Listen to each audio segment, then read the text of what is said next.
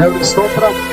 చూడండి, 7వ వచనంలో మనం చదువుతున్నాం, పరలోకమందు యుద్ధం జరిగాను. మిఖాయేలు అతని దూతను ఆ ఘట సర్పం యుద్ధం చేయమని ఉండగా ఆ ఘట సర్పం దాని దూతను యుద్ధం చేసింది, కానీ దాన్ని గెలవలేకపోయింది. ఆ ఘట సర్పం పడిపోయింది. పరలోకంలో ఒక యుద్ధం, భూమి మీద ఒక యుద్ధం. ఇప్పుడు 3వ ప్రపంచ యుద్ధం గురించి నేను కొన్ని విషయాలు చెప్పబోతున్నా.